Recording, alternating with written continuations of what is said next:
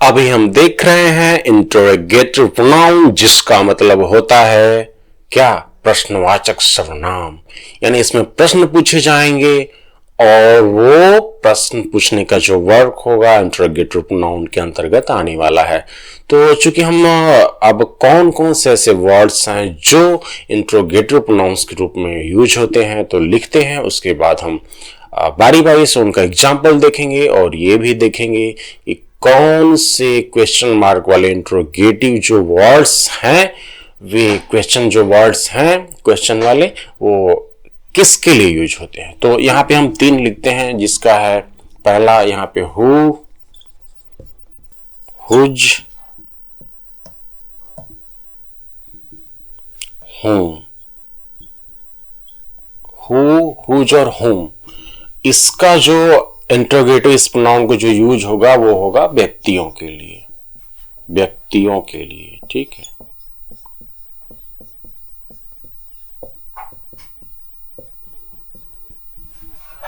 Second में हो जाएगा विच, इसका प्रयोग होगा, ये होगा व्यक्तियों एवं वस्तुओं के लिए, व्यक्तियों एवं वस्तुओं के लिए।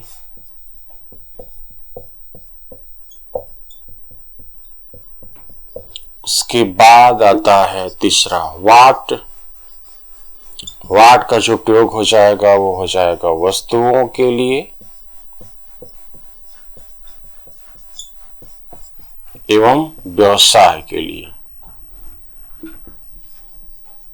एवं व्यवसाय के लिए। बारी बारी से देखेंगे एग्जाम्पल और समझ में अच्छी तरह से आएगा। तो हमारे साथ बने रहें इंट्रोगेटिव प्रोनाउंस को जानने के लिए। ओके। और यहां पर आपके सामने हमने कुछ लिखे हैं एग्जाम्पल, उसका अर्थ समझते हैं और देखते हैं कि कौन से के लिए, मतलब किस चीज के लिए, व्यक्ति के लिए, वस्तु के लिए, स्थान के लिए, व्यवसाय के लिए, किसके लिए कौन सा प्रोनाउन सुटेबल है और वहां पे यूज होता है। तो यहां पे पहला लिखा है कि who is there, who is there, वहां कौन है। ये किसके लिए हो जाएगा? व्यक्ति के लिए है। यहां पे किसी व्यक्ति की बात पूछेगा तभी तो बोलेंगे वहां कौन है। फिर लिखा है कि whom do you love, तुम किसे प्रेम करते हो। व्यक्ति की बात है, तुम किसे प्रेम करते हो। ठीक है, ऐसा।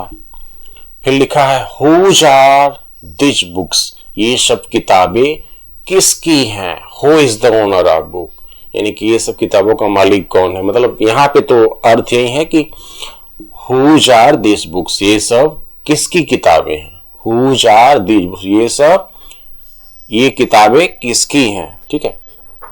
whose, ये में 2 तरह का हो सकता है, ऐसे भी हो सकता है whose books are these, whose books are these, यानी कि ये किताबें किसकी हैं। लेकिन यहां पे इसका अर्थ क्या है कि whose are these books, इसका अर्थ होगा ये सब किताबें किसकी हैं। ऐसे, ये सब किताबें किसकी हैं, इसका ये मतलब है whose are these books। या फिर यहां पे टर्म को चेंज करें, यदि हम लिख दें ये सब किसकी किताबें हैं, किसकी किताबें हैं, बात अलग हो गई, सेंटेंस बदल गया। ये सब किसकी किताबें हैं। यहां पे हम ऐसा नहीं लिखेंगे, यहां पे क्या लिखेंगे, किसकी किताबें एक साथ हो जाएगा। तो यहां पर लिखना पड़ेगा हमको whose books, whose books are these, इसका विशेष ध्यान रखें। अभी ये किस कैटेगरी में आएगा इसको हम बताएंगे अभी इन 5 जो एग्जांपल्स हैं इनको अच्छी तरह से करने के बाद। ठीक है। तो which are these books मतलब है कि ये सब किताबें, these books, ये सब किताबें किसकी हैं, ऐसा। नेक्स्ट यहां पे लिखा है कि which, ये इसमें नहीं है। which is your sister Sita सरला, तुम्हारी बहन सीता है या सरला है, यानी तुम्हारी बहन कौन है, सीता है या सरला है। देखो यहाँ पे which का प्रयोग हो रहा है किसके लिए, क्या बताया था, व्यक्ति के लिए यूज होगा या तो फिर वस्तु के लिए यूज होगा। which is his pen, which is his pen, उसकी कलम कौन सी है, which, उसकी कलम कौन सी है। ठीक है, what do you want, तुम क्या चाहते हो। व्यवसाय की बातें हो गई, वस्तुओं की बातें हो गई, तो उसके लिए what का यूज होगा, जो कि एक इंट्रोगेटिव प्रोनाउन है। लिखा है what do you want, तुम क्या चाहते हो। what is your father, what is your father, तुम्हारे पिताजी क्या हैं, व्यवसाय को लेकर के बातें हैं, इसके लिए what का यूज हो रहा है।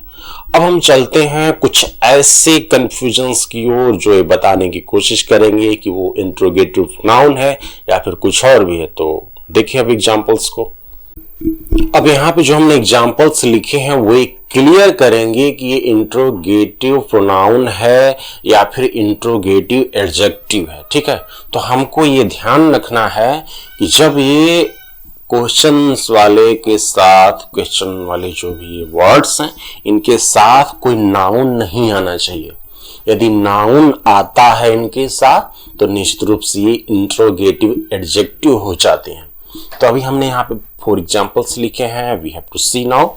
व्हाट आर यू रीडिंग, तुम क्या पढ़ रहे हो, इसका मतलब है तुम क्या पढ़ रहे हो।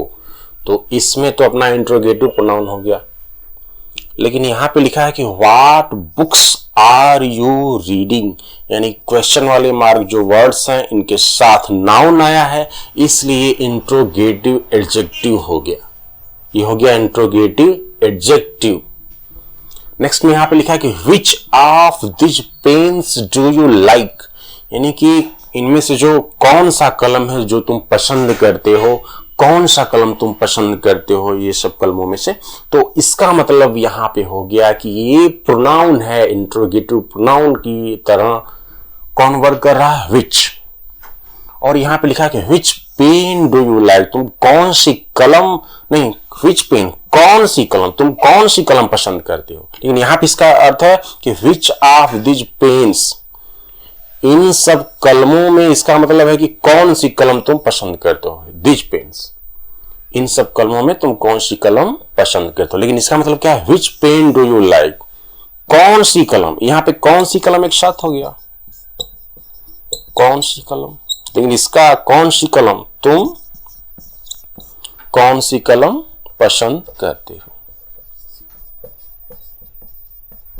इसका अर्थ क्या होगा, which of this pens do you like, तुम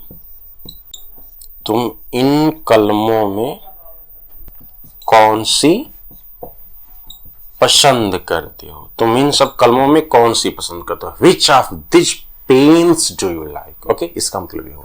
तो अच्छी तरह से समझ में आया होगा इंट्रोगेटिव प्रोनाउन और इंट्रोगेटिव एडजेक्टिव में what is difference between interrogative pronoun and interrogative adjective. एक बार हम फिर बताते हैं कि जब ये वर्ड्स वाले, जो क्वेश्चन वाले वर्ड्स हैं, इनके साथ यदि नाउन आता है तो वो इंट्रोगेटिव एडजेक्टिव होगा। लेकिन यदि नाउन नहीं आता है तो निश्चित रूप से वो इंट्रोगेटिव प्रोनाउन ही होगा।